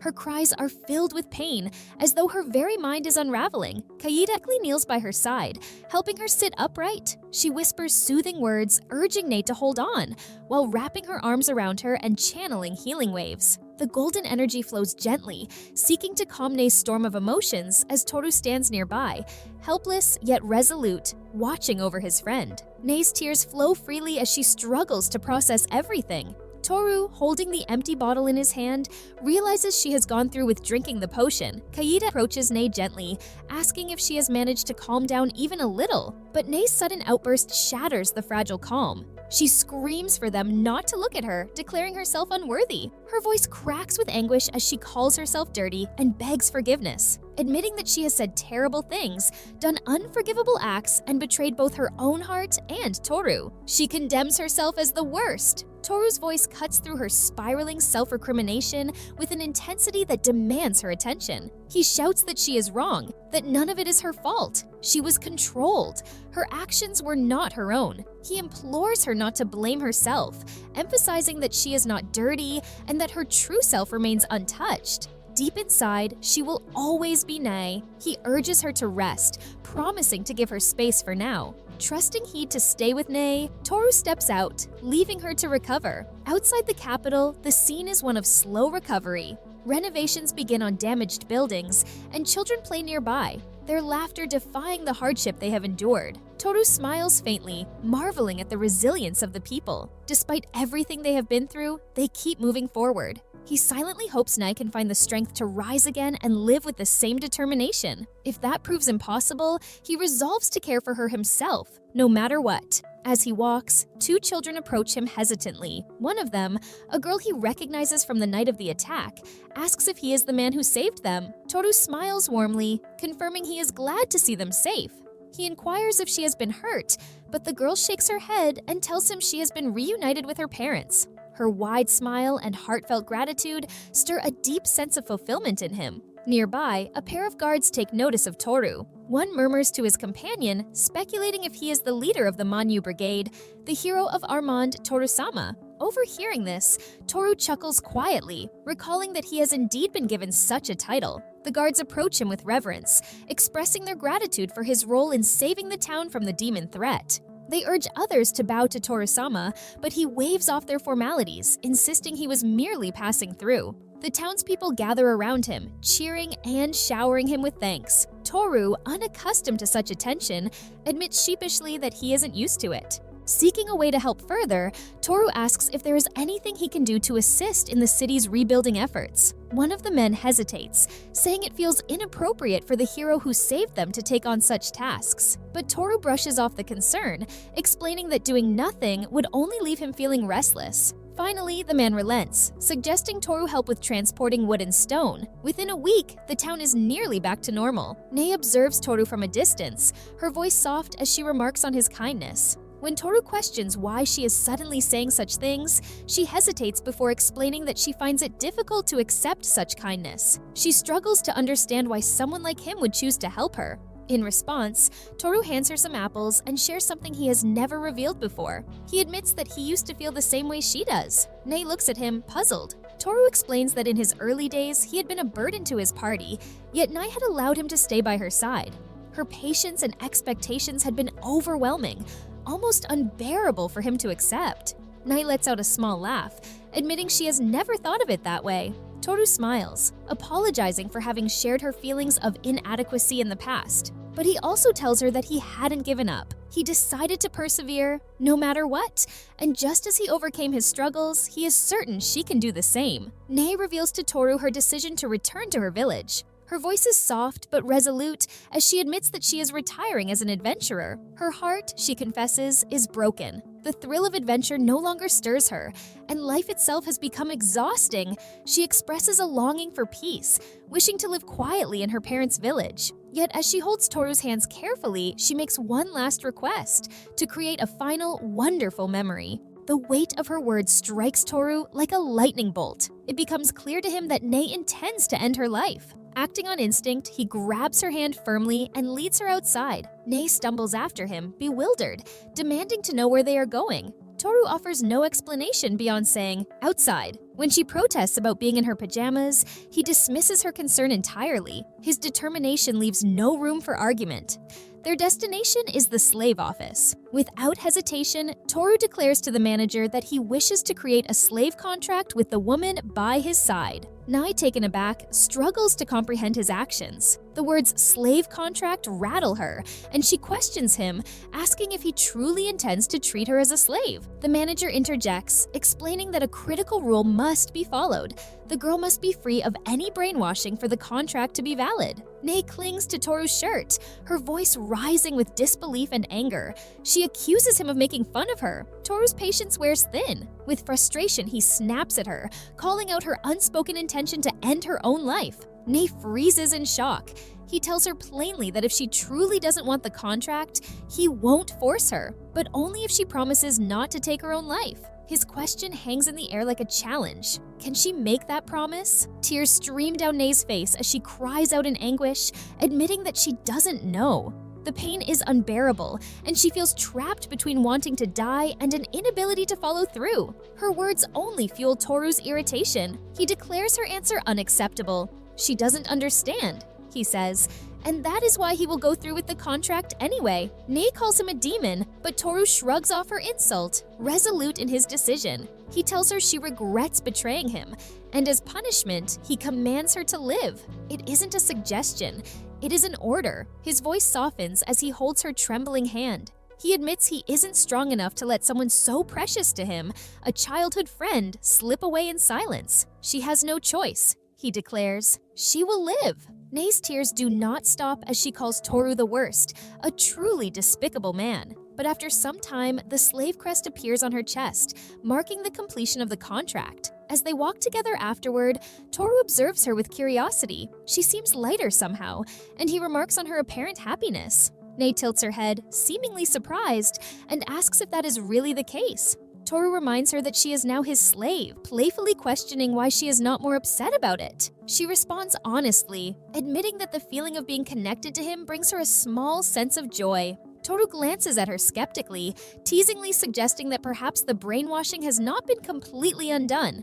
He wonders aloud if they should visit a doctor to confirm. Nei's response is sharp and immediate. She shouts at him to shut up. They laugh together, the tension of the past days easing, even if just for a moment. The following day, Kaida invites Nei to go out together, suggesting they go shopping to lift her spirits. Toru, overhearing, agrees that staying indoors all the time is not good for her. Nei hesitates, mentioning that she still has her old adventurer's clothes. Toru sheepishly admits he has thrown them away because they were too damaged to wear. Nei then brings up another concern. Sane has taken her belongings and her wallet, leaving her with no money. Toru reassures her not to worry about the cost. As they walk through the recovering village, Nei marvels at the swift progress. Toru agrees, observing the bustling activity around them. Villagers frequently stop to greet Toru, their gratitude evident in their smiles and kind words. Nei teases him about his newfound popularity, saying it is only natural for someone who has saved the village. Toru, uncomfortable with the attention, admits he does not enjoy standing out so much, but acknowledges it is inevitable. Nei's gaze softens as she compliments Toru, calling his victory over the demon leaders incredible and asking how he has grown so strong. Toru attributes it to his hard work, a simple explanation that belies the depth of his struggles. Their conversation continues as they visit market stalls, buying fruits, bread, and new clothes for Nei. When Nei tries on a dress, Toru compliments her sincerely, saying it looks great on her. Nei, touched by his words, expresses her gratitude, and Toru adds that while her usual attire suits her, this look is just as beautiful. Their outing does not end there. The group spends the afternoon at a pool, playing volleyball, sunbathing, and sipping refreshing drinks. As they relax, Nei's thoughts turn somber. She speaks of Sarah and Lisa, still trapped under Sane's influence, suffering abuse. She questions whether it is right for her to enjoy herself while they endure such torment. Guilt weighs heavily as she brings up the terrible things she has done to Toru. Toru's response is firm. He reminds her again that she bears no blame for what has happened. Everything stems from Sane's actions, and she has done nothing wrong. He reassures her that as long as she can find peace and happiness in her hometown, that is enough for him. He vows to take care of Sane and make him pay for his crimes. Extending his hand, he encourages Nei to set her worries aside for now and simply enjoy the moment. Nei hesitates, but eventually agrees, allowing herself to smile again. A week later, Toru accompanies Nei to the Kingdom of Armand, where she begins her journey home. When she stands near the carriage he has arranged for her, Toru asks if she is sure she does not need them to accompany her the entire way. Nei assures him that the escort and carriage he has provided are more than enough. She smiles, remarking that Toru is regarded as a hero in the kingdom. Toru dismisses the notion with a casual comment, acknowledging that much has happened to earn that title. When Toru asks about her plans back in the village, Nei explains that she intends to help her parents on the farm. She hopes the physical activity will help her mood. Toru agrees it sounds like a good plan. As the moment to say goodbye arrives, Nei takes the time to thank each of them. She expresses her gratitude to Frau and Panda, reflecting on the unforgettable experience of flying with pixie wings. She encourages Kaida to keep doing her best and whispers her worries about Toru, asking Kaida to watch over him. Kaida smiles warmly and promises to take care of him. When Toru invites Nei to rejoin their party, emphasizing how welcome she would be, Nei declines with a bittersweet smile. She explains that she does not feel worthy to stand by his side anymore, and that her decision to return home is final. Before departing, however, Nei makes one last plea. She begs Toru to save Sora, describing the abuse she has endured under Sane. Toru assures her that he will help Sora without fail. Nei then brings up Lisa, her voice heavy with concern. She fears that even if Lisa is freed from her brainwashing, her heart might not survive the trauma. Nei hesitates before asking Toru if he still has feelings for Lisa. Toru admits that he is not sure. There was a time when he could have answered that question easily, but now he struggles to understand his own emotions. Nei offers him gentle reassurance, acknowledging the pain he carries. Finally, Nei raises her fist toward Toru in a gesture of determination. She declares her trust in him, believing only he can resolve everything. Toru meets her gesture with his own, promising to confront Sane and bring an end to his wrongdoing as a former best friend. With a wave and a smile, Nei says her goodbyes and sets off on her journey home. Chapter 24 begins with a beast that believes itself the ruler of the forest. Its sharp claws and fangs have already defeated countless hunters who dare to enter its domain. Humans encroach on the forest, and the beast takes its revenge. When it spots Toru and Kaida, it immediately decides to attack, confident in its superiority. The beast launches itself at Toru, aiming for his head. Kaida notices the attack and watches as the beast's fangs make contact. However, the beast's assault has no effect on Toru, leaving the creature confused. It cannot comprehend what kind of human could withstand such an attack. Toru grabs the beast's head and slams it to the ground, knocking it unconscious with ease. When Kaida offers to finish the beast off, Toru decides to leave it be, confident it will no longer pose a threat. As night approaches, the group decides to camp. Later, as they settle down, Sl4vэ begins to wonder about their plans and asks Toru about their next steps. Toru explains that they have taken an unexpected detour to visit Sl4vэ's village, but will soon resume their journey to a town in Grigit before heading to the capital. He also shares that he is considering confronting Sein, who, as far as Toru knows, is planning to attend a roundtable meeting in the capital after acquiring the Holy Sword. Toru proposes that they ambush Sein there. Kaida asks what Toru intends to do after defeating Sein. Toru mentions checking on Lisa and Sora, who are likely still under Sein's control. He reveals that he has purchased a potion from a slave shop that can confirm whether someone is brainwashed. When applied, the potion causes the body of a brainwashed individual to glow pale pink. Toru assures the group that if Lisa and Sora wish to be freed, the potion will help release them. Sl4vэ then questions Toru about his intentions towards Sein. She considers him scum and believes he deserves to be dealt with harshly. Toru, however, hesitates. Despite everything, Sein was once his childhood friend and the leader of the White Fang. Toru feels he needs to ask Sein why he did such terrible things. Sl4vэ criticizes Toru's sentimentality, but Kaida admires his kind nature.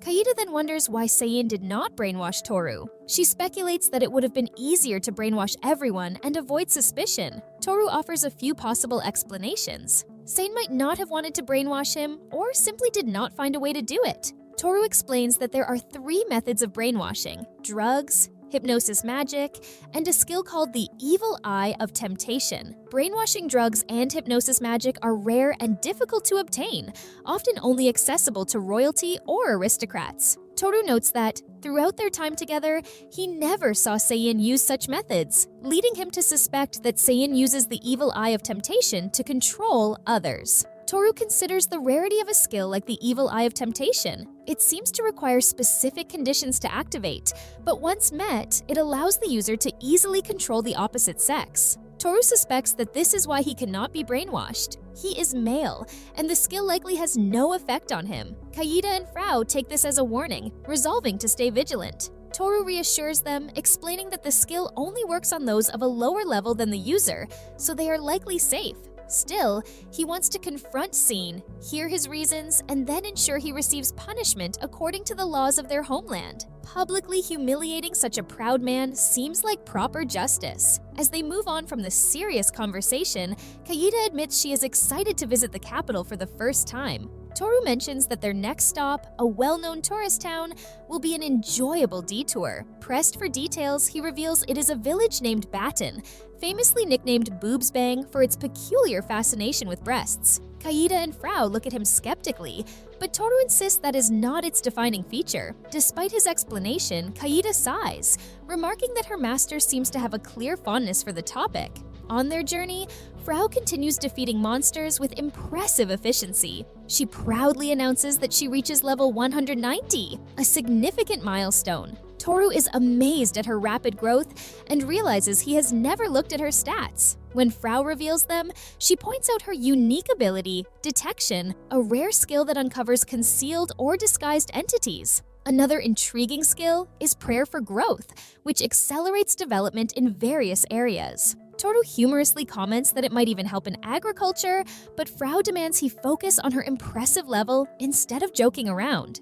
Sl4vэ's progress brings her closer to Kaida's level, and Toru begins to wonder if he will once again become the weakest member of their group. Most of his experience points are stored away by his save experience skill, which feels like saving coins in a piggy bank he has no idea when he can open. Suddenly, a notification appears before him, announcing that the save experience skill repairs itself and completes a new accumulation cycle. Toru is puzzled. What does it mean by corrupted saving skills? He wonders how the skill gets damaged and if any lost experience will be reimbursed.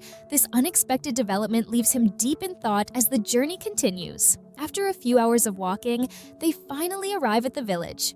The streets bustle with activity, lined with vendors selling goods, and the lively atmosphere fills the air. Toru finds the place quite different from what he imagines. Amid the commotion, Frau points out something peculiar, a bread shaped to resemble breasts. It seems this is part of the village's theme. They also notice vendors selling cow's milk, which Frau mentions as another curious aspect of the village's culture. Kaida seems nostalgic, reminiscing about how her grandmother used to give her fresh milk after meals, secretly keeping it from her mother. Toru finds this detail surprising and wonders if members of the Beast Clan live long enough to have such close ties to their ancestors. As they explore, another notification appears for Toru. He is startled to see that his save experience skill reaches its limit, triggering a rank promotion. With this change, he discovers he gains several new abilities. Kaida notices his reaction and hugs him in congratulations, eager to see what skills he has acquired. Toru examines the list for the first time and is intrigued by the names and effects. One skill, Dragon Eye, allows him to perceive hidden beings. Mega Boost, Tame Master appears to be an upgraded version of Tame Master, letting him significantly enhance tamed monsters. Another skill, Joker, seems linked to the copycat ability, sparking Toru's curiosity to test it out. Lastly, the Super Multipurpose Key grants him the power to unlock anything, much like a universal key. Toru realizes the promotion acts as a compensation mechanism, turning accumulated savings into even higher-ranking abilities. Frau comments on his rapid growth, comparing him to a monster in terms of strength, though Toru isn't thrilled with the comparison. He then mentions gaining a skill called Double Overall Skill Experience, which might also enable Kaida and Frau to unlock rare abilities in the future. Frau seems excited by the possibility, and the group's journey continues, their new powers promising even greater adventures ahead. Toru, Kaida, Frau, and Pandy climb to the top of the mountain, greeted by a breathtaking view. In the distance stands a towering structure, the Tower of Crows. The group marvels at its sheer size and the majestic aura surrounding it. This ancient ruin is shrouded in mystery, with its construction method, purpose, and interior layout all unknown. The tower is located in elf territory, and humans who venture too close are met with swift and aggressive rejection. Frau seems familiar with the area, revealing that elves, who share a friendly bond with fairies, have allowed her to see the tower up close in the past. Toru is surprised she hasn't mentioned this before. While discussing the possibility of visiting the elves, Frau admits it might be difficult due to their stubborn nature, but with the right negotiation, entry could be possible. When asked if he wants to see the tower up close, Toru eagerly agrees. Frau makes a deal with him. She wants help leveling up until she reaches Kaida's strength. This is a matter of pride for her, to prove she is capable as a member of the Great Race. Toru decides to prioritize her training until they reach the village. Frau is thrilled, declaring her goal of reaching level 200. On their journey through the forest, Frau fearlessly faces a variety of monsters, evolved bears, poisonous mushrooms, and even a massive griffin. Using her speed and hammer, she defeats the griffin with ease, celebrating as she levels up to 220. Her excitement is infectious, though Kaida points out that collecting materials from the defeated monsters becomes a challenge due to their numbers. Among the remains, Toru notices rare materials that could fetch a good price if sold, but as they continue, he realizes they are nearing the elf-controlled zone, a potential source of trouble. Suddenly, an arrow zips past Toru, narrowly missing him. He quickly recognizes it as a warning shot rather than an attempt to harm him. Standing his ground, he calls out to whoever is watching, asking to talk. From the trees, an elf woman emerges. Her tone is sharp, and her expression unwelcoming. She acknowledges Toru's difference from other humans, but warns him to leave immediately. As Toru observes her, he can't help but think the elf's reception is far colder than he had hoped. The elf girl aims her bow directly at Toru, warning him that if he moves any closer, she will shoot him in the head. Frau quickly intervenes, calling out to the elf, Alyosha, to stop the attack. Alyosha recognizes Frau and seems surprised to see her with a human. Toru, observing the interaction, decides to let Frau handle the situation, though he can't help but feel concerned. Alyosha demands to know why Frau is with a human, asserting that humans are enemies to fairies as well. Frau tries to explain, revealing that she is traveling with Toru as his slave. Alyosha is horrified and assumes that Frau has been captured and forced into servitude. As Frau tries to clarify that she serves Toru willingly, Alyosha grows angrier, accusing Toru of enslaving both elves and fairies. The tension escalates, and when Alyosha fires an arrow at Toru, Kaida steps in, effortlessly deflecting it with her fan. Kaida tries to calm the situation, explaining that they can resolve the misunderstanding through discussion. However, Alyosha accuses Toru of cowardice, using his slaves as shields. This remark annoys Kaida, and she confidently declares that her master is far stronger than Alyosha can imagine. Alyosha, feeling insulted, retaliates with a flurry of arrows, but Kaida easily blocks them all. Alyosha is stunned by Kaida's speed and skill, realizing the significant gap in their abilities. Kaida, undeterred, tells Alyosha she needs to learn her place for daring to attack her master. However, before things escalate further, Toru intervenes, instructing Kaida to stop. He assures Alyosha that they have no intention of fighting and only want to see the tower up close. Alyosha, skeptical, dismisses this as a typical excuse humans use to infiltrate the elf village. Toru notes that the relationship between humans and elves seems far more strained than he anticipated. Alyosha, still distrustful, warns Toru that elves possess more than just skill with the bow. She casts a spell, summoning the spirits of the forest to aid her. Toru is intrigued and asks Kaida about the difference between spirit magic and common magic. Kaida explains that while common magic relies on the caster's own magical energy, spirit magic uses the power of contracted spirits who bear the burden of casting the spells. This allows for powerful and multi-directional attacks, as the spirits have their own will and are invisible to the naked eye. Toru considers this carefully, asking if defeating the spirits would stop the magic user. Kaida confirms this, but adds that spirits are impervious to physical attacks. Toru decides it is the perfect opportunity to use his newly acquired ability to detect and capture hidden presences, ready to counter Alyosha's spirit magic. Toru activates the Dragon's Eye, a skill that allows him to see hidden presences. The moment he focuses, he spots the spirit bird hovering above Alyosha's hand, ready to cast its magic. Before she can unleash the spell, Toru dashes toward her, grabs the spirit with his bare hands, and hurls it away. Alyosha freezes, stunned, as her magic fails to activate. She quickly realizes the spirit is gone and frantically looks around, only to notice that Toru has vanished from her line of sight. When Toru speaks from behind her, Alyosha nearly jumps out of her skin, shocked by how he has moved so quickly. Her disbelief grows when Toru nonchalantly explains that he has neutralized the spirit by physically throwing it away. Alyosha, trembling and unable to process what has just happened, accidentally loses her footing and falls from the wall. Toru asks if she is okay, but her focus remains on the fact that her wind spirit is gone. She keeps repeating that it is impossible. Toru reassures her that since the magic can't activate, there is no reason to continue the confrontation. He calmly asks if she will listen to what he has to say. Alyosha hesitates, but agrees. Frau, eager to support Toru, chimes in, boasting about how her master is not only strong, but also amazing and handsome. She insists that Alyosha apologize and allow them to enter the village. Toru immediately scolds Frau for her choice of words, pointing out that her comments don't help the situation. Frau quickly apologizes for her outburst. Alyosha admits that letting them into the village is complicated. Toru nods, understanding her hesitation. Frau, however, proposes a solution. She suggests they enter as part of an official visit on behalf of the fairy leader, who happens to be her grandmother. She promises to take full responsibility for anything that might happen during their time in the elf village.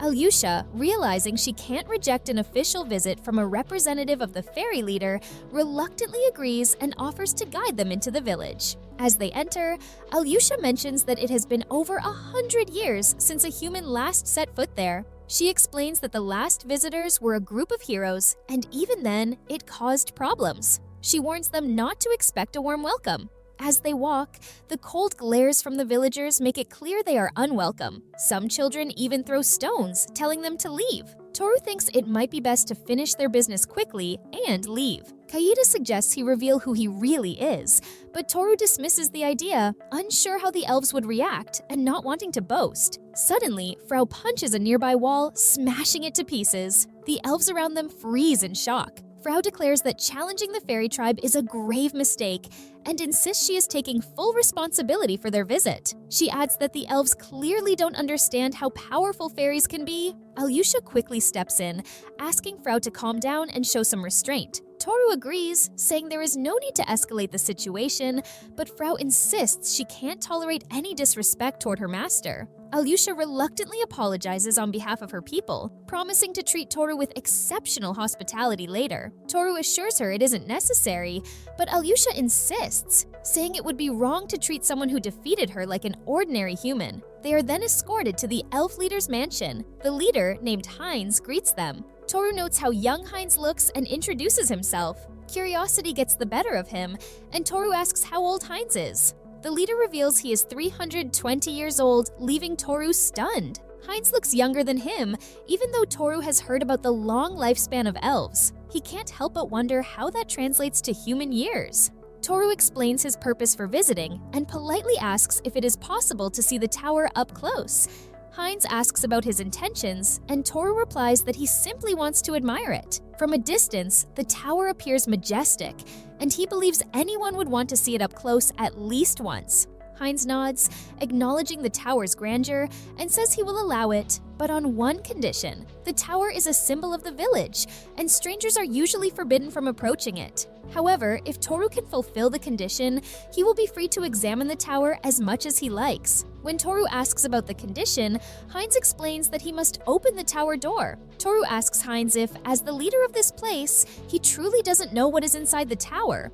Heinz admits that is correct. The structure is built by an ancient race, and no matter how many attacks or spells they launch at it, it remains unscathed. There is only one entrance, a single door in the front, but its lock has no key. Toru asks if a key should have been passed down through generations of elves to protect the land, but Heinz explains that no such key has ever existed, despite the elves living there continuously. The tower's origins and purpose remain a mystery. Toru reflects on how this aligns with his goal to see the tower up close. Now, he has a chance to explore this enigmatic structure. Kaida suggests that if they find treasure inside, they might claim a portion of it. She speculates they could take as much as 30%. Heinz agrees, saying that if they manage to open the door, whatever they find will be theirs. Toru notes Kaida's cleverness in negotiating and admires how she secures the deal. Alyosha, however, voices her doubts, pointing out that Toru isn't an ordinary man despite his appearance. She questions if it is wise to agree to such terms so easily. Heinz reassures her, reminding her that even the great thief of the past couldn't open the tower. He doubts Toru will succeed where so many others have failed. Alyosha insists there is always a chance, but Heinz teases her for being overly cautious, commenting on her worrywart nature and adding that this might be why she remains unmarried. Alyosha angrily tells him her marital status is none of his business, and Toru realizes they are siblings. Toru then asks if, by opening the door, he will be granted full access to the tower and accepted as an official guest, independent of the fairies. Heinz agrees. Satisfied with the terms, Toru and the group make their way to the tower. Standing before the massive door, Toru is awestruck by its intricate beauty. Kaida marvels at how the ancient race could have constructed such a colossal structure. Examining the door, Toru spots the keyhole and asks if he can try pushing it to test its strength. Alyosha, skeptical, tells him it is futile, but gives him permission to try. As Toru pushes against the door with all his strength, a powerful energy surges around them, causing the ground to tremble. Despite his efforts, the door doesn't move an inch. Toru concludes that brute force won't open it, but Alyosha is clearly shaken by the sheer strength he has displayed. She asks him what he plans to do next. Calmly, Toru reveals his plan. He decides to open the door with a pin. Alyosha is in disbelief, unable to comprehend what Toru plans to do with such a simple tool. She thinks it is absurd and points out that if it were that easy, the door would have been opened ages ago. Kaida adds that the door hasn't been unlocked for thousands of years and likely requires a unique, irreplaceable key. Unfazed, Toru decides to give it a try using his master key skill. He inserts the pin into the lock, and with a subtle glow, the door clicks open. Alyosha stands stunned as Toru casually pushes the door and declares it open. Eager to explore the ruins, Toru steps forward while Kaida laments that they will only get 30% of any treasure they find. Alyosha still can't wrap her head around what just happened, questioning if it is some kind of joke. As they enter the tower's first floor, the group immediately notices a massive egg in the center of the room. It looks ancient and eerie, its size suggesting it belongs to some kind of giant beast. Curious, Toru moves closer and touches it, only for his finger to sink into its gelatinous surface. Suddenly, the room fills with a foul stench.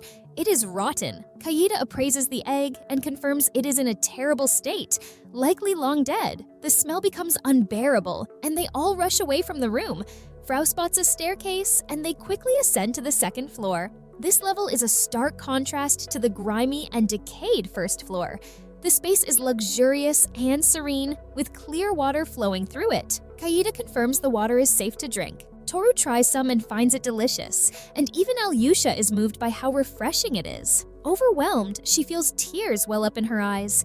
She explains that their village has always lacked a nearby water source, and this discovery could finally provide clean drinking water for everyone. To her, this is a treasure in itself. Toru acknowledges the significance of the water, but feels there is more to discover. His instincts as a thief tell him something greater awaits. Spotting another staircase leading upward, he urges the group to continue exploring. On the third floor, they find rows upon rows of shelves filled with scrolls. Alyosha dismisses it as just a storage area, but Toru quickly realizes the significance of what they are seeing. Kaida points out that the scrolls are organized by type, and the ones in front of them are for magic absorption, a single scroll of which could sell for 130 million. Toru estimates that just one shelf could hold scrolls worth billions. Kaida continues scanning the shelves, identifying others labeled with abilities like identification, penetration, and clairvoyance. Then she comes across a shelf marked Deity, which contains unknown types of scrolls. Given that the tower was built and sealed by an ancient race thousands of years ago, there could be scrolls here that have never been seen before. Toru's excitement grows as he considers the possibility of uncovering a historic discovery. While examining the shelves, Toru notices some scrolls inscribed with ancient script. Intrigued, he turns to Kaida and asks if she can read the language. She confirms she can, sparking his anticipation about what secrets the scrolls might reveal. Toru reflects on how rare it is for anyone to be able to read ancient scriptures. Only a handful of scholars in the world can decipher them, and it certainly isn't a skill easily mastered. He wonders when Kaida learned such a complex language. Meanwhile, Frau calls out, saying she has found magical scrolls nearby. This surprises Toru even more. Could Frau also read these ancient texts? That doesn't seem normal at all. His suspicions are confirmed when Alyosha looks curiously at one of the scrolls, unable to understand it. Toru sighs, realizing the ability to read these scrolls isn't common after all. He acknowledges the sheer number of scrolls they have found, recognizing their immense value. Alyosha agrees and, for the first time, genuinely thanks Toru for opening the door to the tower. She smiles, expressing her appreciation and even refers to him with respect. Toru notices her change in attitude, finding it amusing that she now addresses him as Toru Dono, instead of seeing him as just an ordinary human. He understands the scrolls are invaluable, not just for their potential monetary worth, but for their utility in combat. Though single use, they could be incredibly powerful. The elves likely value these scrolls for defending their village rather than any financial gain. The group continues upward, reaching the fourth floor, where more scrolls await them. Then they ascend to the fifth floor. Toru notes the change in the structure and assumes this must be the final level. Alyosha seems confident that more treasures lie ahead. Toru activates his master key to unlock the final door, and they step inside. To their surprise, the room appears empty. Alyosha searches for signs of treasure, but Toru concludes this might truly be the end of their discovery. However, in the center of the room, they spot a glowing magic teleportation circle. Kaida examines it and confirms it is still active. Toru speculates that the circle might lead to another ancient ruin or hidden location. Kaida, smiling, reassures Toru that whatever decision he makes, she will follow his lead. Frau chimes in as well, expressing her confidence in their abilities and saying there is nothing to fear with their current strength. Toru looks at his companions, feeling a deep sense of gratitude for their trust and loyalty. He reflects on how fortunate he is to have such dependable allies. About 2 weeks ago, in the capital of the kingdom of Valsiazus, the king honors hero Sein for obtaining the Holy Sword. However, he also criticizes Sane for his actions in Northstal, where Sane abandons his companions and flees, leading to severe damage in the city. Sane feels frustrated, wondering who could have defeated the monsters they faced, and blaming himself for not confronting them directly. The king continues by mentioning that after the Demon King escapes, his subordinates are easily defeated by a group called the manhwa Brigade. Sane grows confused and angry, questioning why the manhwa Brigade is involved and feeling that something doesn't make sense. He accuses the king of trying to ruin his reputation as a hero. Despite his anger, Sane pleads with the king for another chance to prove himself. The king considers Sane's request, recognizing that although Sane is a hero, he is still growing and developing his skills. He decides to give Sane 2 opportunities to redeem himself. First, the king orders his guards to bring a high elf, a rare and beautiful specimen he has acquired at great cost. He tasks Sane with obtaining another high elf without paying for her, sending him to the elf village in the Gridget forest. Sane realizes the king essentially wants him to bring back a high elf as a slave, knowing that the elves are very selective and do not easily cooperate with humans. Despite the difficulty, Sane remains confident, believing that as a hero, he can work with the elves just as heroes have done in the past. He feels close to securing the help he needs. The second chance the king offers requires Sane to defeat the demon general Rovas, who blocks the path from the Gridget Kingdom to Greyfield. Additionally, Sane must defeat the Demon King himself. The king hopes that by accomplishing these missions, Sane will gain greater fame and solidify his reputation. Before leaving, Sane looks at the king with frustration, feeling the king acts foolishly and doubts his abilities. Although Sane commits to fulfilling the king's demands, he feels conflicted about the state of the country where he was born. As Sane, along with Lisa and Sora, travels to the Gridget village, they frequently hear people praising the manhwa Brigade. This constant talk irritates Sane, making him feel angry and dismissive of the positive rumors. Despite his frustration, Sane reminds himself to stay calm and maintain his composure, believing that if he stays focused, everything will eventually turn out fine. At the top of the mountain, Sane looks down at the elf village and confirms that the rumors are true. It is exactly as described.